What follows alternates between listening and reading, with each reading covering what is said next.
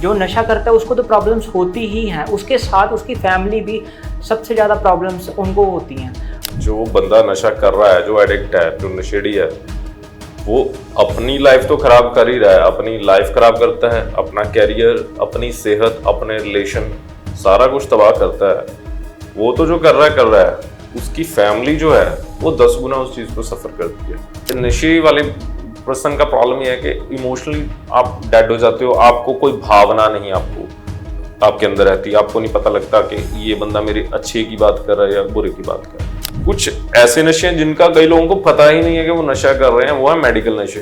तो ये सारे जो नशे हैं कुल मिला के आपकी मेंटल वेलबींग को, आपकी सोचने समझने की जो शक्ति है उसको खत्म करके रख देते हैं। 21 दिन तक आप अगर किसी चीज़ की कोई आदत छोड़ देते हो या किसी चीज़ को करना छोड़ देते हो तो उसकी लत खत्म हो जाती है। बिल्कुल, नशे में भी ये कारगर होगा। सीधा नशा ब्रेन पे इफेक्ट करता है। तो क्या ब्रेन सेल जो डेड हो चुके हैं, क्या वो वापस से सही हो सकते हैं? बिल्कुल रिकवर हो सकते हैं। कुछ नुस्खे मैं बता रहा हूँ, इनको आप अपने घर में फॉलो करना शुरू कीजिए।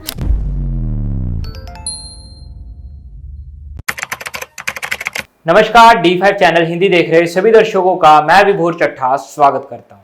आयुर्वेद से मोक्ष तक हमारी पॉडकास्ट सीरीज चल रही थी, जिसमें कि हमारे साथ जुड़े हुए हैं हमारे senior Ayurvedic expert doctor Thakur, मोक्ष आयुर्वेदा के founder doctor Navdeep Singh Thakur. Doctor Navdeep Singh Thakur, आपका बहुत बहुत स्वागत है D5 चैनल हिंदी में। D5 चैनल देख रहे सभी दर्शकों को नमस्कार। सर, आज हम बात करेंगे नशों के ऊपर, डी एडिक्शन के ऊपर। आजकल जैसे कॉमनली देखने को मिलता है, हर घर में कोई ना कोई एक नशा करता हुआ मिल जाता है और ये एक बहुत बड़ी त्रासदी बनती जा रही है, एक बीमारी बनती जा रही है। और अगर जो नशा करता है उसको तो प्रॉब्लम्स होती ही हैं, उसके साथ उसकी फैमिली भी सबसे ज़्यादा प्रॉब्लम्स उनको होती हैं। प्रॉब्लम्स भी क्या देखने को मिलती हैं? अगर कोई नशा कर रहा है तो एक तो उनको फाइनेंशियल प्रॉब्लम्स होती हैं, एक उसको खुद को जो प्रॉब्लम होती है वो अलग, उसको बीमारियां लग जाती हैं। इससे ज़्यादातर इफेक्ट करता है उनकी फैमिली में, जो कि उनकी वाइफ है उनको इफेक्ट होता है, उनके बच्चों पे इफेक्ट करता है, और जो नशा कर रहा है उनकी जो जनरेशन्स हैं, होने वाली जनरेशन्स हैं, उस पर भी इफेक्ट पड़ता है, और जो उनके बच्चे हैं उन पे भी इफेक्ट पड़ता है। तो आज हम नशों के ऊपर बात करेंगे। मैं जानना चाहूँगा कि नशे की लत क्यों लगती है और नशा होता क्या है?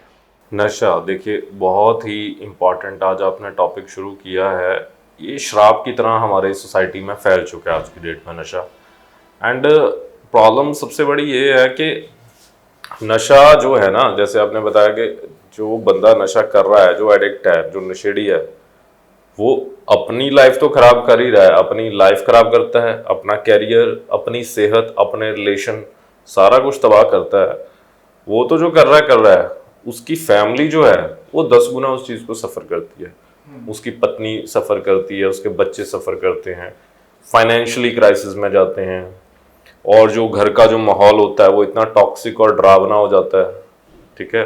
और उसके कारण उनको सोसाइटी में जो इंसल्ट मिलती है, जो डिसरिस्पेक्ट होती है वो, और जो हेल्थ खराब होने के कारण जो उनका आगे और फाइनेंशियल खर्चा होता है। तो ओवरऑल ये हमने ये भी देखा कि आगे उनके बच्चे भी कई बार उस स्ट्रेस में आगे वो भी, या उनको फॉलो करके वो भी नशा करने लग जाते हैं। तो एक जनरेशन पूरी खराब हो जाती है। और ये जो चीज़ है, आगे नशा पूरा परिवार, फिर सोसाइटी पूरा, तो एक तरह से एक शराब की तरह पूरी सोसाइटी को अपनी जकड़ में ले लेता है। और ओवरऑल देखते हैं इससे आगे बहुत बड़ी समस्याएं होती हैं। अब इनके ग्रुप्स बन जाते हैं, तो क्या करते, क्राइम देश में जो जितना हो रहा है, तो वो सारा का सारा जो है, हम कोर उसकी देखें, कोई बंदा किसी का कोई मर्डर कर देता है, कोई लूट करता है, कोई क्राइम करता है, पीछे कहीं ना कहीं रीज़न हमने जो देखा है नशा होता है। तो या तो उसके इन्फ्लुएंस में कर देता है, उसको सोच समझ नहीं होती, या उसकी चाहत में कि उसको उसके पास पैसे नहीं है खरीदने के। तो अल्टीमेटली हमें समझना होगा कि हमें इसको ग्लोरीफाई नहीं करना है, इसको बाहर लाना है। अब आपने पूछा कि नशा कोई शख्स करता क्यों है। देखिए, 2 रीज़न है सबसे बड़े। सबसे पहला जो बहुत मोस्ट कॉमन चल रहा है वो ये है कि जीवन में ना आजकल लोगों को किक चाहिए, कि कुछ उनको मज़ा नहीं आ रहा किसी चीज़ में। और ये एक जो हमारी न्यू जनरेशन है, इसके साथ प्रॉब्लम ये है कि देखिए, लाइफ में ना कहते हैं कि लाइफ में ना कुछ चीज़ अधूरी रहनी ज़रूरी होती है। मान लीजिए आपके पास कुछ एक चीज़ थोड़ी कम है ना, तो आप उसके लिए एफर्ट लगाएंगे। मान लीजिए आपने कोई एग्ज़ाम क्रैक करना है, या आपने कोई बिजनेस में कुछ काम करना है, आपने अपनी बॉडी के ऊपर काम करना है, कुछ आपके अंदर चाहत है कुछ अचीव करने की, तो आप उसके लिए कुछ ना कुछ प्रयास करेंगे। अब आजकल क्या है कि मोस्ट ऑफ पीपल जो हैं फाइनेंशियली अच्छे साउंड हो चुके हैं, घर गाड़ी सबके पास है मोस्ट ऑफ पीपल, तो उनके पास कुछ और करने को बचता नहीं है, इमीडिएटली अपने बच्चों को कोई भी चीज़ प्रोवाइड कर दी जाती है, तो उनको तो कुछ अचीव करने के लिए बचा नहीं, तो उनको एक किक चाहिए अपनी लाइफ में, तो फिर वो इन चीज़ों की तरफ पड़ गए हैं। दूसरा, सिनेमा, बॉलीवुड या जो गाने हैं चल रहे हैं हमारे चलन में, जो मीडिया पे दिखाई देता है, तो लोगों को वो चीज़ ग्लैमरस लगती है। ये इस चीज़ के अगेंस्ट मैं कहना चाहूँगा कि इन चीज़ों को वो दिखा तो देते हैं, कोई नशे के नीचे छोटा सा लिख देते हैं कि ये जानलेवा है, आप उसको ग्लोरीफाई ही क्यों कर रहे हो? दिखाएंगे मेन हीरो जो है वो बंदा नशा कर रहा है, या गानों में बताएंगे कि हाँ हम पीना तो बहुत अच्छी बात है, ये चीज़ करना तो बहुत अच्छी, तो ये जो हमारा यूथ है वो उन चीज़ों के प्रति आकर्षित हो जाता है, उसको नहीं समझ होती कि क्या है, वो फिर ग्रुप्स में बैठ के वैसे ही जैसे वो मूवी में या सॉन्ग में देखेंगे कि 4 लड़के बैठ के ड्रिंक कर रहे हैं या स्मोक कर रहे हैं या कोई भी नशा कर रहे हैं, तो वो भी वैसे ही बैठना शुरू कर देते हैं। एंड उनको उस टाइम तो पता नहीं चलता, धीरे धीरे जब वो लत बन जाती है तब बहुत देर हो चुकी होती है, and they are getting trapped पूरी तरह से कि हाँ ये चीज़ है। ये तो रहा एक सोसाइटी में जिसको बोलते हैं चौड़ चौड़ में आगे आपने फुकरा, जो एक ऐसे कम्युनिटी होती है जो पंजाब में बोलते हैं फुकरे बंदे तो मतलब इन द सेंस कि आपने एक अपने आप को ग्लोरीफाई करने के लिए कि हाँ कि ये करना तो बड़ी अच्छी बात है और बड़े रईस लोगों का काम है, तो वो करना शुरू कर देते हैं। अब बातें हैं मानसिक कारणों पे, यहाँ थोड़ा सेंसिटिव सिनेरियो रहता है कि मानसिक कारणों में क्या होता है कि मान लीजिए कोई शख्स है जिसने कुछ लाइफ में मोटिव बनाया था, वो कई बार लाइफ में क्या होता है फेलियर्स भी आते हैं, सक्सेस भी आती है, तो कई बार कोई शख्स फेलियर को अच्छे से नहीं ले पाता है, उसे एक्सेप्ट नहीं कर पाता है, कोई इन्फीरियरिटी कॉम्प्लेक्स उसके मन में आ जाता है, या किसी तरह की कोई पास्ट में हुई इंसल्ट उसके दिमाग में घर कर जाती है, कोई पास्ट में हुआ कोई ट्रॉमेटिक इवेंट, किसी प्रियजन का छोड़ जाना, चाहे कोई ब्रेकअप हो जाना या किसी की डेथ हो जाना या कुछ ऐसा भी कोई भी ट्रॉमेटिक इवेंट, तो वो जो चीज़ है कहीं ना कहीं मन में घर कर जाती है, या उसे कोई सुनने वाला नहीं होता है, या वो डिप्रेशन में रहता है, या कोई तो ये कुछ ऐसे रीजंस हैं जिसमें क्या होता है कि इंसान इमोशनली डिस्टेबलाइज हो जाता है, तो वो क्या करता है एक एस्केपिज्म ढूंढता है, एस्केपिज्म के वो उस सिनेरियो को, उसको जो बार बार थॉट्स आ रहे हैं, जो नेगेटिव थॉट्स आ रहे हैं, उनसे बचने के लिए वो जब नशा करता है तो उसको थोड़ी देर के लिए वो उस फेज से बाहर आ जाता है, उसको गुड फील होता है। बेसिकली नशा करने से होता क्या, देखिए बंदा नशा क्यों करता है, क्योंकि नशा करने से क्या होता है, जो सेरोटोनिन है, डोपामिन है, ये न्यूरोट्रांसमीटर है कुछ हमारे जो खुशी के हार्मोन है, खुशी के न्यूरोट्रांसमीटर, तो ये सीक्रेट होते हैं, तो आपको गुड फील होता है इनको लेके, तो जब आप इनको लेने लग जाते हो तो आप थोड़ी देर के लिए अपने गम, अपनी जो फेलियर्स हैं, जो आपके दिमाग में कश्मकश चल रही होती है, वो आप भूल जाते हैं, तो फिर आप इनको लेना शुरू कर देते हैं। एंड नशे के साथ सबसे बड़ी प्रॉब्लम ये है कि आज इसकी थ्रेशोल्ड बढ़ती है। थ्रेशोल्ड का मीनिंग मान लीजिए फॉर एग्जांपल आज कोई बंदा ड्रिंक करना शुरू कर देता है, फॉर एग्जांपल वो 100 ml ले रहा है, राइट, वो 100 ml से उसे जितनी खुशी मिल रही है वो 2 महीने बाद 3 महीने बाद वो 100 ml से उसको उतनी सेटिस्फेक्शन नहीं होगी, उसकी थ्रेशोल्ड बढ़ जाएगी, वो 250 पे जाएगा, वो 500 पे जाएगा, 750 पे जाएगा, तो वो, और हमने कई बार देखा जो बहुत पुराने नशा करते हैं वो कई बार 2-2 बॉटल पूरे दिन में पी लेते हैं, फिर भी उनकी सेटिस्फेक्शन नहीं होती कि तो सुबह उठते ही शुरू हो जाते हैं। तो ये है कि जब वो क्रॉनिक फेज में आ गए हैं तो उनका ब्रेन एक तरह से इमोशनली डेड हो जाता है। तो ऐसे नशे वाले पर्सन का प्रॉब्लम यह है कि इमोशनली आप डेड हो जाते हो, आपको कोई भावना नहीं आपको आपके अंदर रहती, आपको नहीं पता लगता कि ये बंदा मेरे अच्छे की बात कर रहा है या बुरे की बात कर रहा है। तो ये सारे कुछ रीजंस हैं, एक तो बताया मैंने कि हाँ आप सोसाइटी के चलन के तहत आप शुरू कर देते हो, फिर आपको पता नहीं लगता कब हैबिट बन गई। दूसरा कि कई बार मानसिक कारण होते हैं, तो इन कारणों के कारण। तीसरा एक और नशा है, देखो नशे कई तरह के, जैसे मोस्टली ड्रिंक करते हैं लोग, कोई टोबैको लेता है, स्मोकिंग करते हैं, कोई चिट्टा, चरस, अफीम, गांजा वगैरह लेते हैं कई लोग। ये तो नशा करने वाले को भी पता कि मैं नशा कर रहा हूँ, राइट। कुछ ऐसे नशे हैं जिनका कई लोगों को पता ही नहीं है कि वो नशा कर रहे हैं, वो है मेडिकल नशे। अब आपको कोई स्ट्रेस वाली इवेंट हुआ, आपको नींद नहीं आ रही या कोई घबराहट हो रही है, आप डॉक्टर के पास गए, डॉक्टर ने आपको नींद की गोली लगा दी, जीभ के नीचे रख लो जी, रात को नींद आ जाएगी आपको बढ़िया। आपको पता ही नहीं चलता कि वो स्ट्रेस वाला इवेंट तो आपकी लाइफ से चला गया, लेकिन वो गोली नहीं गई। अब आप गोली आज 0.5 मिलीग्राम की खा रहे हो, कल को 2 भी खाओगे, 4 भी खाओगे, आप उसके बिना रह ही नहीं पाते हो। तो ये भी एक तरह का नशा ही है। एंड लेटर ऑन हमने रिसर्चेस में ये भी देखा है कि ऐसे पेशेंट जो प्रोलॉन्ग ये गोली खाते हैं, नींद वाली या घबराहट वाली, इनका क्या होता है कि ब्रेन श्रिंक हो जाता है, सेरिब्रल एट्रोफी बोलते हैं इसे, कि ब्रेन का आपका नॉर्मल साइज श्रिंक हो गया और आपके जो फंक्शन होते हैं, ब्रेन की जो थिंकिंग पावर होती है वो कम हो जाती है।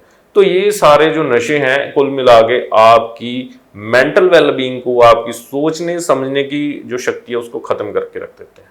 तो हमें इससे बाहर आना बहुत जरूरी है, क्योंकि ये धीरे धीरे आपको एक मौत होती है ना, कोई कुछ एक्सीडेंट, वो एक दिन में मारेगा, ये आपको तिल तिल मारेगा। नशा आपको हर क्षण मारता है, आपकी मेंटल हेल्थ को खत्म कर देता है, आपकी सोसाइटी में रिस्पेक्ट को खत्म कर देता है और आपकी फैमिली को भी खत्म कर देता है। तो जो भी लोग पॉडकास्ट देख रहे हैं, आपको समझना पड़ेगा कि आपको इससे बाहर निकलना है। सर आजकल ज़्यादातर ये भी देखने को मिलता है, जो यूथ है आजकल उनका जो पैटर्न है वो ज़्यादातर ये देखने को मिलता है कि अगर आप किसी से बात कर रहे हो या उनकी लाइफ में कोई प्रॉब्लम हो रही है तो वो कहेंगे पहले हम नशा कर लेते हैं फिर बाद में इसको सोचेंगे, क्योंकि वो आमतौर पर इसका रीज़न भी यही देते हैं कि हम जब तक नशा नहीं करेंगे तब तक हमारा दिमाग नहीं चलेगा। तो उससे कैसे बचा जा सकता है? जब मेरी प्रीवियस पॉडकास्ट आपने देखी हो तो मैंने आपको कुछ गुण बताए थे। मन के गुण होते हैं 3 गुण, सत्व रज तम, ठीक है। सत्व जो होता है सबसे बढ़िया माना जाता है। सत्विक गुण के आपका लेवल जो होता है, इंटेलेक्चुअल लेवल आपका बहुत हाई होता है, आपकी इंटेलिजेंस लेवल हाई होती है। ऐसे लोग क्या होते हैं, काउंसलर्स हैं, डॉक्टर्स हैं, कुछ जो मासेस को संबोधन करते हैं, उनकी बात को लोग मानते भी हैं, जो सही गाइडेंस देते हैं। आप पुरातन काल में ऋषि मुनि जो हैं, कोई सत्संग कर रहे हैं, कोई महापुरुष हैं, तो ये सात्विक गुणों वाले व्यक्ति आगे कि उनका ब्रेन, उनका जो मन, आत्मा, इंद्रियां है ना, वो उनके वश में है पूरी तरह से। उनको पता है सही क्या है, गलत क्या है। अब मेरे पास 10 नशे करने वाले लोग भी बैठे हैं, मैं उनके बीच में बैठा हूं, मेरा उन पे कोई इफेक्ट नहीं आने वाला, बिकॉज मेरा मन मेरे नियंत्रण में है, मुझे पता है कि ये चीज गलत है। कई लोग कहते हैं हम उनके साथ बैठे थे जी, उन्होंने पिला, हमें क्यों नहीं पिलाया कभी किसी ने? मन नियंत्रण में है। तो ये सात्विक गुण। दूसरा आ गया राजसिक। राजसिक होते हैं मीडियम। ये आप कह सकते हो कि कभी कुछ लोग होते हैं जी, हाँ हम तो महीने में 1 बार ड्रिंक कर लेते हैं जी, तो ये कभी कर लिया कभी नहीं किया। लेकिन अगर आप बहुत ज्यादा कर रहे हो कि महीने में आप 4 बार बैठ रहे हो, तो मैं सीधी बात कहूं, आप भी नशे के अंतर्गत ही आ रहे हो, क्योंकि आपको नहीं पता चलेगा कब आपकी थ्रेशोल्ड बढ़ती जाएगी, ठीक है। तो आप कभी साल 6 महीने में एक आध बार कर रहे हो, उसको तो हम कह सकते हैं कि ओकेजनल ड्रिंकिंग हो रही है या ओकेजनली कुछ हो रहा है। लेकिन अगर आप महीने में 1-2 बार बैठ ही रहे हो और आपको बार बार इसकी क्रेविंग हो रही है, या आपको कोई ना कोई इस चीज के लिए फोन करके बुला लेता है, आप अपना काम छोड़ के चले जा रहे हो, है ना, तो इसका मतलब आप नशे की लत में पड़ चुके हो, आपको नहीं पता चला है। तो अगर आपके साथ ऐसा हो रहा है तो उससे बाहर निकलिए। दूसरी चीज, ये लोग ऐसा क्यों कर रहे हैं? तो सत्व हो गया, राजस हो गया, तमस। तमस गुण में क्या होता है कि ये पूरा नेगेटिव ऑरा होता है इनमें। अब इसमें क्या होगा कि अब देखिए नशे करने वाले किसी व्यक्ति को देखिए, नहाने का भी नहीं उसका, वो नहाएंगे भी नहीं, कपड़े भी नहीं चेंज करेंगे, साफ सुथरे तरीके से भी नहीं रहेंगे, जब मिल गया कुछ खा लिया, नहीं खाया पड़े हैं, तो ये तामसिक ऑरा है। तो ये अपनी अपनी मन की प्रकृति। अब जैसा आप आहार विहार करेंगे, सात्विक आहार विहार, जैसे सात्विक आहार विहार में क्या होता है, आपने शाकाहारी खाना है, ठीक है, वेजिटेरियन फूड खाना है और ताजा खाना है। बासी अन्न भी तामसिक अन्न में ही आता है, ठीक है। ताजा अन्न खाना है, टाइम से उठना है, स्नान करना है, भगवान का नाम लेना है। तो ये सारी चीजें जो है ना, आपकी मेंटल वेलबींग को बेटर करती हैं, ठीक है। आजकल यूथ का एक हो गया कि हाँ भगवान तो जी हमारे मन में है, पूजा करने की क्या जरूरत है। मैं आपसे पूछता हूं, अगर आप बर्थडे मनाते हैं तो आप मन में मना लीजिए बर्थडे। आप जाते हैं, केक काटते हैं, यारों दोस्तों के साथ बैठते हैं, है ना, पार्टी करते हैं अपने फैमिली फ्रेंड्स का, तो आप कुछ ना कुछ उसके लिए रिचुअल तो करते हैं ना। तो उसी तरह अगर आप बैठते हैं, दिया जलाते हैं, कोई पाठ करते हैं, कोई मंत्रोच्चारण करते हैं, तो वो जो प्रक्रिया है उस दौरान आप थोड़ी देर के लिए अपने विषयों से दूर चले जाते हैं। विषय कौन से हैं? शब्द, स्पर्श, रूप, रस, गंध। 5 इंद्रियां ना हमारी, जिनसे हमें ये सारे सेंसेस मिलती हैं। तो ये सेंसेस की जब हम एक्सेस करते हैं वही नशा है।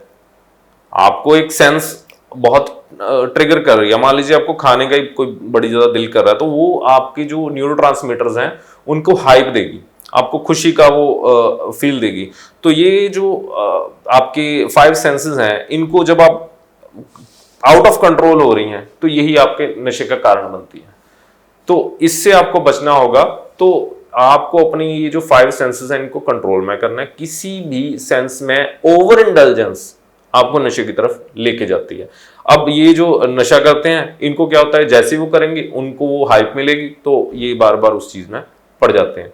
तो दूसरा इसका क्या है कि जब आप करने लग जाते हो अब ब्रेन डेड होने शुरू हो जाते हो। ब्रेन डेड इनका मीनिंग क्या, आपको सामने वाले की बात समझ में नहीं आएगी।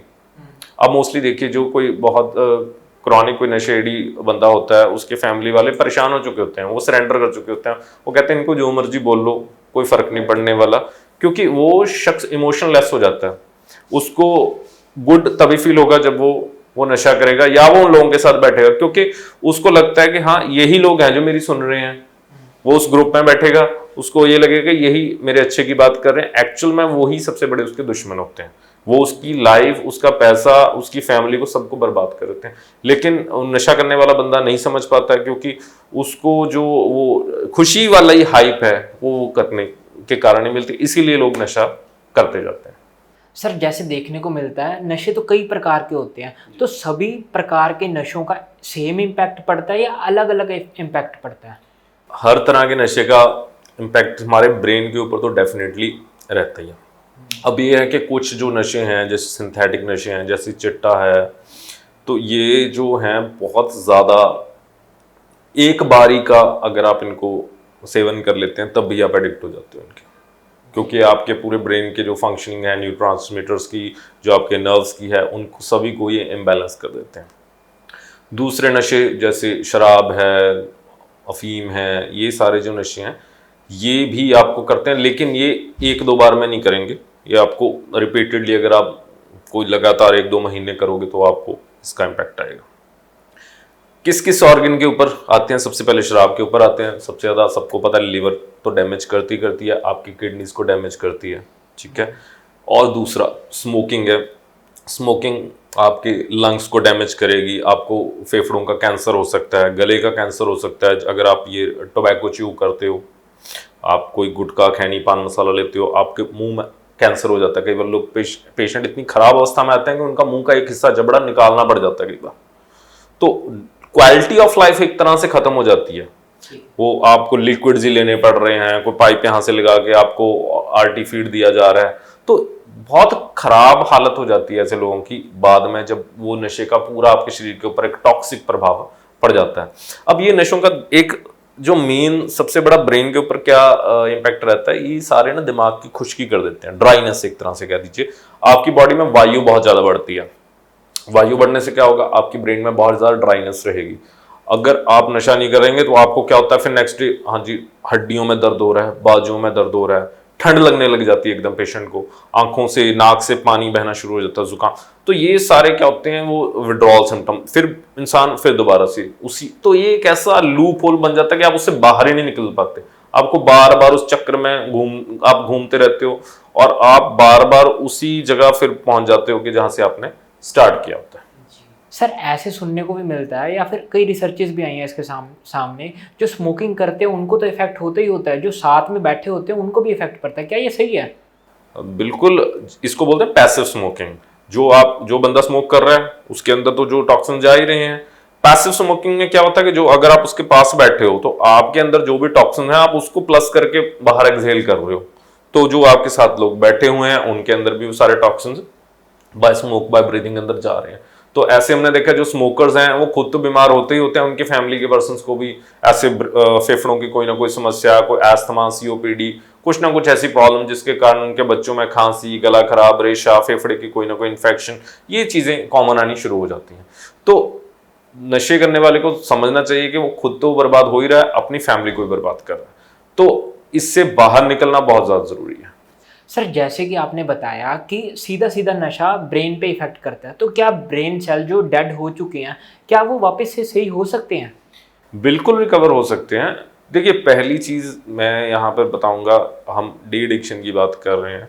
डी एडिक्शन किसके लिए है, कौन बंदा नशा छोड़ सकता है? पहली चीज़, जिसको ये एहसास है ना, मेरे पास ऐसे भी पेशेंट हैं विभोर, जो चिट्टा चिट्टा बहुत स्ट्रांग नशा होता है, इसको छुड़वाना बहुत मुश्किल है, नामुमकिन नहीं है, बट हाँ मुश्किल बहुत है इसको छुड़वाना। मेरे पास वो पेशेंट है, वो भी छोड़ चुके हैं, 6 महीने साल भर उनका ट्रीटमेंट चला। पर पता क्या है, उनको पता था कि हाँ मैं गलत कर रहा हूं। मान लीजिए अगर कोई नशा कर रहा है, वो क्रेविंग के कारण दोबारा करता है कि उसके अंदर क्रेविंग होती है, बट उसे पता है कि ये चीज मैं गलत कर रहा हूँ। कहीं ना कहीं उसके घर वाले जब बोलते हैं वो चुपचाप सुन लेता है, और वो एडमिट करता है कि हाँ मैं छोड़ना चाहता हूँ, है ना। अगर तो आप समझ चुके हैं कि आप गलत कर रहे हैं, तो आप बिल्कुल ठीक हो सकते हैं, आपका नशा पूरी तरह छोड़ा जा सकता है। टाइम लगेगा, हर पेशेंट डिफरेंट है, हर तरह का नशा अलग है, हर नशे की क्रेविंग अलग है।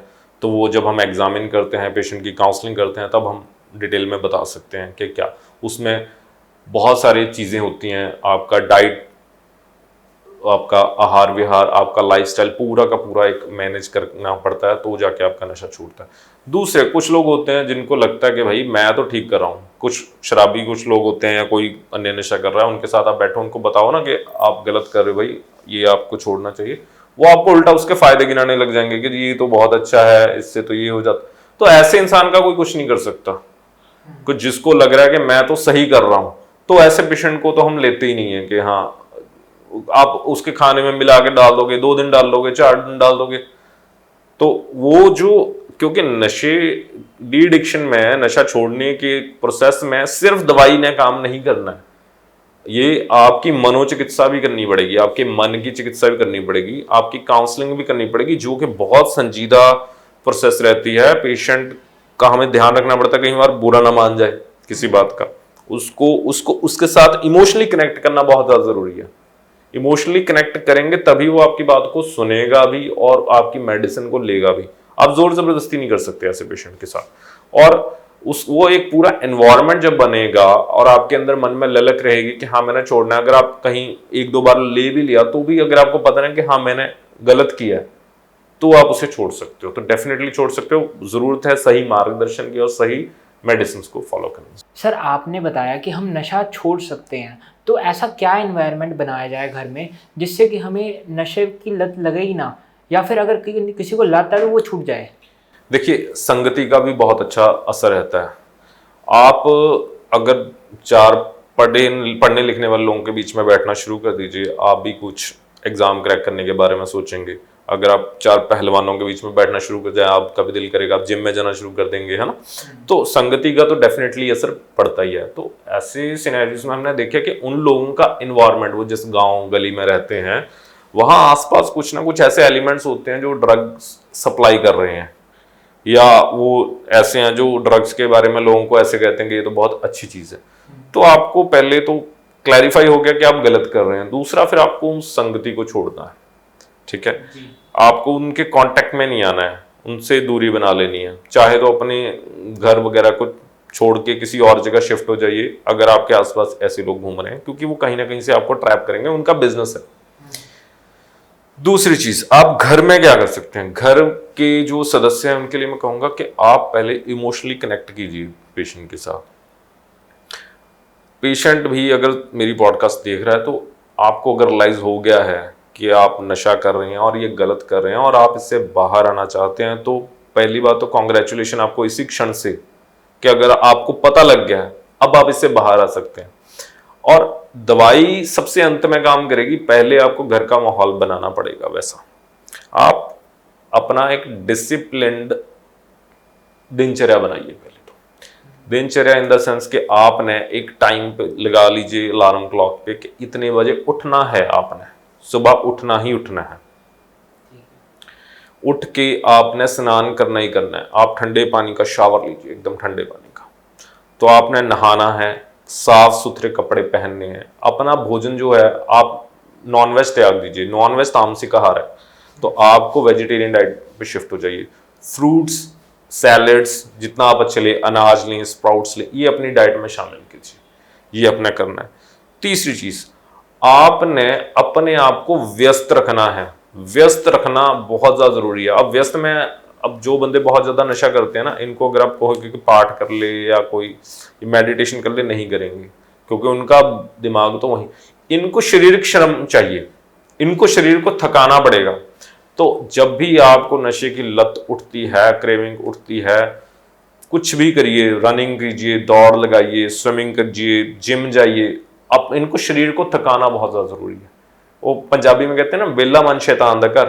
तो बेले नहीं रहना है आपने, आपको बिजी रखना पड़ेगा अपने आप को। वर्कहॉलिक, अल्कोहलिक है ना, अल्कोहलिक को छोड़ के आपको वर्कहॉलिक बनना पड़ेगा। आप अपने काम में व्यस्त हो जाइए। काम नहीं है तो शारीरिक श्रम, 100 पुशअप्स मारिए, अपने आप को थका दीजिए।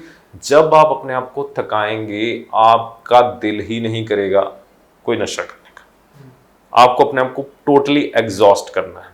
दूसरा, जो भी नशा करते हैं लोग, इनके ब्रेन में बड़ी खुश्की हो जाती है, ड्राइनेस हो जाती है। तो कुछ कुछ नुस्खे मैं बता रहा हूं, इनको आप अपने घर में फॉलो करना शुरू कीजिए। अपनी डाइट में एक तो फल सलाद अच्छा रखना है आपने। दूसरा, अपने खाने में दूध, दही, लस्सी, घी, मक्खन, इनको अच्छी मात्रा में लीजिए। तो आपने दाल, खिचड़ी, कुछ भी खाना है, आप उसमें अच्छे से देसी घी मिला के लीजिए। और अगर आप नस्य चिकित्सा लें तो बहुत अच्छा रहेगा। नस्य चिकित्सा में अगर कुछ नहीं कर सकते, बादाम रोगन आपको किसी भी अच्छे आयुर्वेदिक स्टोर से मिल जाएगा। आप सुबह 2-2 बूंद दोनों नासिका में, दोनों नॉस्ट्रल्स में आपने डालनी है। डालने का तरीका यह है कि आपने जब डालनी है, शोल्डर के नीचे पिल्लो रख लेना है ताकि आपका सिर नीचे को रहे। 2-2 ड्रॉप्स डाल के 5-10 मिनट लेटे रहना है। इससे क्या होगा, क्योंकि ब्रेन पे इफेक्ट होता है ना नशे का, तो आयुर्वेद में कहा गया नासा ही शीर्षो द्वारम, यानी कि नाक ही सिर का द्वार है।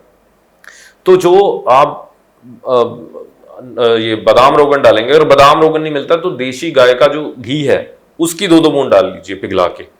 तो आपके ब्रेन में एकदम से उसका इम्पैक्ट आएगा, जो आपको एकदम से आप खुशकी सी बनी रहती है दिमाग में। कोई बोलता है, एब्सेंट माइंडेड रहते हैं लोग, आप उनके सामने कुछ भी बोलिए उनका ध्यान ही नहीं रहता है।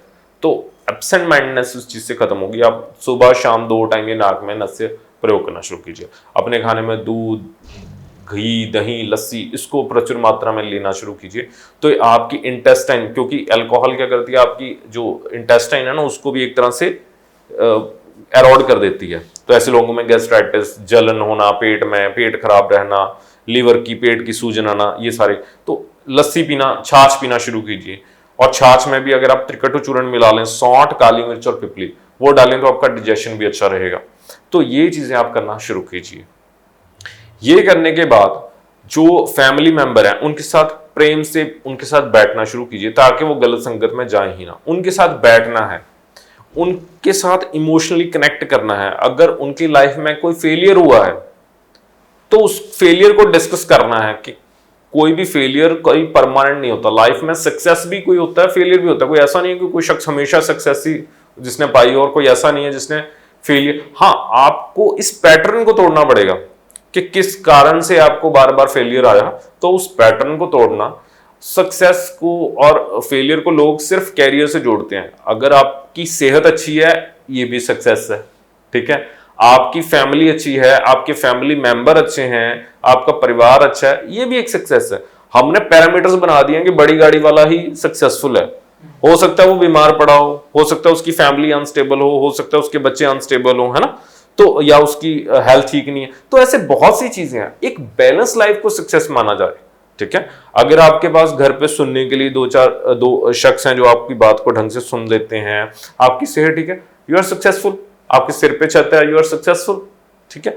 तो आपको अपने आप को अंडर एस्टिमेट नहीं करना है। कहीं से भी आप अपनी लाइफ की नई शुरुआत कर सकते हैं। लेकिन नशा तो एक ऐसी गर्त है जो आप जहां पे हो आप उससे भी नीचे चले जाओगे और अपनी फैमिली को और ज्यादा उसकी हालत खराब कर दो।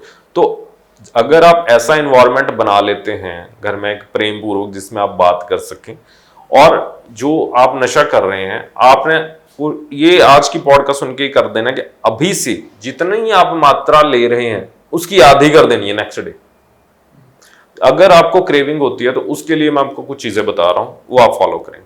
पहला तो आपको बता ही दिया कि आपने शरीर को थकाने वाला कोई ना कोई व्यायाम करना है, 2 टाइम कीजिए, एक टाइम कीजिए, वो आपकी इच्छा है, लेकिन शरीर को थकाना जरूरी है। और अपने खाने में दूध, दही, देसी घी, ये सारी चीजें रखिए, नाक में नसें डालिए। तीसरा आपको क्या करना है, अगर आपको बहुत ज़्यादा क्रेविंग होती है, अजवाइन आपने लेनी है, तकरीबन 20 ग्राम के करीब अजवाइन लीजिए और 500 ml के करीब आपने पानी ले लेना है।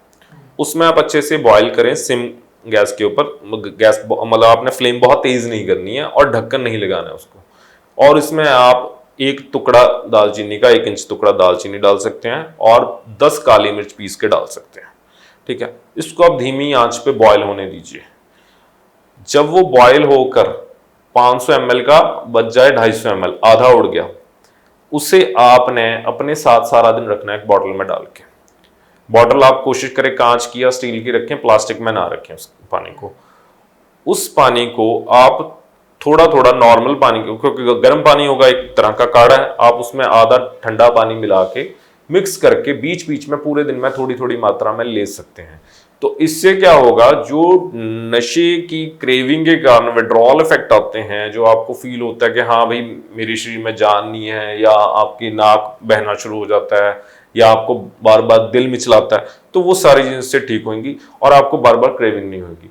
ये चीज आप डेली करना शुरू कीजिए, आप देखेंगे बहुत अच्छा फायदा होगा। जो भी आप नशा करें, आप इतना कीजिए, उसके बाद का जो भी है वो हम संभाल लेंगे। जो भी आयुर्वेदिक मेडिसिन, आप इतना करके एक फ्रेमवर्क तो तैयार कीजिए ना। जब आप इतना करेंगे, आपको खुद ही गुड फील होना शुरू हो जाएगा और आप आधी डोज तो पहले ही करके आएंगे हमारे पास। तो ये चीज अगर आप करते हैं तो उसका बहुत अच्छा इम्पैक्ट रहेगा। सर, जिनके हाथ पैर कांपने लग जाते हैं, क्या वो भी ये नुस्खा फॉलो करेंगे तो ठीक हो सकता है? बिल्कुल, जिन लोगों के हाथ कांपने लग जाते हैं वो भी ये चीज कर सकते हैं। इसके अलावा मैं एक और औषध बता रहा हूँ, इसको बोलते हैं कौच बीज चूर्ण। आपको किसी भी पंसारी आयुर्वेदिक स्टोर पे मिल जाएगा।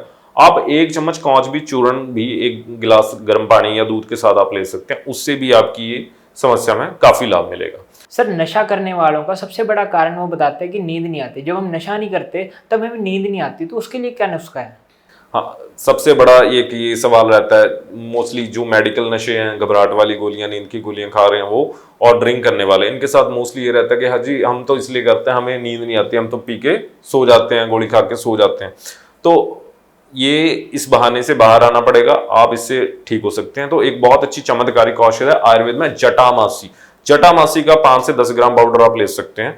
इसको रात को गर्म पानी या गर्म दूध के साथ आप लेना शुरू कीजिए, आपको बहुत अच्छी नींद आनी शुरू हो जाएगी। दूसरा, एक आयुर्वेदिक औषधि है, आपको किसी भी आयुर्वेदिक स्टोर से मिल जाएगी, द्राक्षासव कहते हैं मुनक्के को, द्राक्षासव। तो ये भी एक तरह की सात्विक शराब कह सकते हैं आप इसे। सात्विक मतलब वो जो आप बाहर बाजार की शराब पी रहे हो वो तो तामसिक गुणों से भरी हुई है, और आपके जो ब्रेन का जो सारा सिस्टम है, आपका मानसिक दोषों का जो सिस्टम है, उसको इम्बैलेंस कर रही है। ये एक तरह से आपको जो किक मिलती है ना, वो भी मिलेगी इससे। ड्रिंक करने के बाद जो आपको गुड फील होता है वो गुड भी फील होगा। दूसरा, ये आपके लिवर को खराब नहीं करेगी, आपके ब्रेन को खराब नहीं करेगी। तो इसको आप 20 ml से लेकर ज्यादा से ज्यादा 50 ml तक एक बारी में ले सकते हैं, पानी में मिला के लेना, ताजे पानी में मिला के। इसको आप लेंगे, आपके शरीर में स्फूर्ति भी आएगी, जो आपका HB कम हो जाता है, कैल्शियम कम हो जाता है, वो भी बढ़ेगा आपका। और आपकी बॉडी में कोई टॉक्सिक इफेक्ट, जो नेक्स्ट डे हैंगओवर वाला इफेक्ट बोलते हैं ना कि सिर दर्द हो रहा है, वैसा कुछ नहीं होगा। तो आप द्राक्षासव को रात को लेना शुरू कीजिए, आप देखेंगे आपको नींद भी बहुत बढ़िया आनी शुरू होगी। जो बार बार आप ड्रिंक करते हैं, ये आपको नहीं करना पड़ेगा। सर, जैसे हम देखते हैं या हमको देखने को मिलता है कि मेडिटेशन के खूब सारे फायदे हैं, तो क्या मेडिटेशन नशे वाले जो नशे करते हैं लोग, उनके लिए भी फायदेमंद है? देखिए, मेडिटेशन योगा का बहुत अच्छा इम्पैक्ट रहता है, ना सिर्फ नशेड़ियों में, हर किसी में, कोई भी नशा करता है उसमें। लेकिन प्रॉब्लम यही है ना कि जो एक्सट्रीम नशा करने वाले हैं वो करते नहीं है, उनका ध्यान तो इन्हीं चीजों में रहता है। तो फर्स्ट ऑफ ऑल तो वो एक बार फिजिकली श्रम करना शुरू करें, एक बार खुद को थकाना लग जाए। उसके बाद जब वो इतने स्टेबल हो जाएंगे, उनकी डोज 1/4 रह गई है और वो नशे से तकरीबन 50% तो बाहर आ ही चुके हैं और वो अब नॉर्मल बातचीत करने की अवस्था में आ गए हैं, तब वो कुछ बहुत अच्छे योग प्राणायाम है, सूर्य नमस्कार कर सकते हैं। सूर्य नमस्कार भी एक ऐसा प्राणायाम है जिसमें आपकी अच्छे से वर्जिश हो जाती है। तो आप 50 बार सूर्य नमस्कार करना शुरू कर दीजिए डेली, आप देखेंगे आप वैसे ही आपका शरीर में चुस्ती फुर्ती बन जाएगी। दूसरा, जो आपके मन को नियंत्रण करने के लिए मेडिटेशन, ध्यान, ये तो इसका बहुत अच्छा इम्पैक्ट रहता ही रहता है। साथ में कुछ दो प्राणायाम बता रहा हूँ, अनुलोम विलोम और भ्रामरी प्राणायाम। ये भी आपकी जो पिनियल ग्लैंड है उसको स्टिमुलेट करते हैं, जो आपके न्यूरोट्रांसमीटर्स हैं उनको सिक्रेट करते हैं, जो आपको खुशी मिलती है नशा करके। देखिए सब कुछ भीतर ही है, बाहर कुछ भी नहीं है। अगर आप बाहर इसलिए तलाश रहे हैं क्योंकि आपने अपने भीतर झांक के देखा ही नहीं है। अगर जो बंदा योगी है, योगी कभी भी संसार की तरफ ज्यादा आकर्षित नहीं होते क्योंकि उनको ज्ञान हो चुका है अपने भीतर का। तो आप जब योग करते हैं तो वो सारे खुशी के हार्मोन्स आपके भीतर ही आपको मिलना शुरू हो जाते हैं। आपको सेल्फ अवेकनिंग आ जाती है कि क्या सही है क्या गलत है। आपको किसी काउंसलिंग की फिर जरूरत नहीं पड़ती। तो साथ में आप अनुलोम विलोम, भ्रामरी प्राणायाम, योग, ध्यान करना शुरू कीजिए। किसी अच्छे सानिध्य में रहिए। आप कोई भी मंत्र जाप करना शुरू कर दीजिए। आप आधा पौना घंटा जरूर किसी भी स्पिरिचुअल एक्टिविटी में जरूर लगाइए। तो और इससे क्या होगा, सत्संग कहते हैं ना, सत्संग का मीनिंग आपने अपनी संगति अच्छी कर ली, आपने सात्विक लोगों की संगति कर ली, अब आप इन तामसिक गुणों से बाहर आ जाएंगे। तो ये सारी चीजों का अच्छा इंपैक्ट रहता है।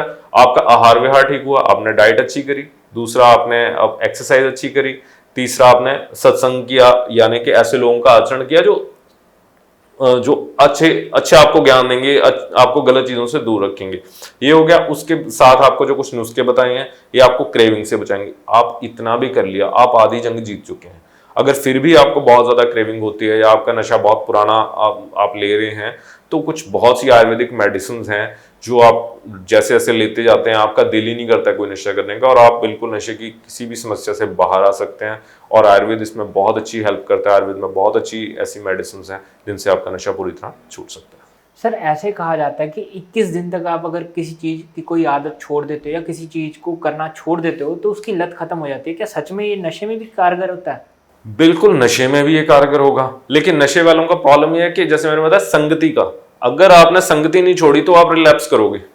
अगर आप ऐसे लोगों के बार बार कांटेक्ट में आ रहे हो तो वो तो आपको वो आप उनके लिए एक बिजनेस का माध्यम है। वो आपको दोबारा से खींचेंगे कि यार ये बहुत अच्छी चीज है, ये तो मैं ही तुम्हारा दोस्त हूँ, मैं ही तुम्हारी बात सुनता हूँ। एक्चुअल में वो आपका सबसे बड़ा दुश्मन है, आपको बर्बाद करके छोड़े। तो आपको ऐसे लोगों से दूर रहना है। अदरवाइज 21 दिन इनफ है। अगर आप 21 दिन ये चैलेंज लेते हैं, जो मैंने बताई हैं चीजें, इनको फॉलो करते हैं, आप डेफिनेटली नशा छोड़ने की जो रेस है उसमें बहुत जल्दी आप पास हो जाएंगे। सर हमारे दर्शक आपसे कैसे संपर्क कर सकते हैं? जो भी दर्शक किसी भी प्रकार का नशा छोड़ना चाहते हैं, हमसे संपर्क करना चाहते हैं, हमारा नंबर नोट कर लीजिए। हमारा नंबर है डॉक्टर ठाकुर मोक्ष आयुर्वेदा। नंबर है 8837710050। सर आपने बहुत महत्वपूर्ण जानकारी दी। आप हमारे साथ जुड़े, आपका बहुत बहुत धन्यवाद। धन्यवाद। अगले एपिसोड में फिर मुलाकात होगी, तब तक के लिए नमस्कार।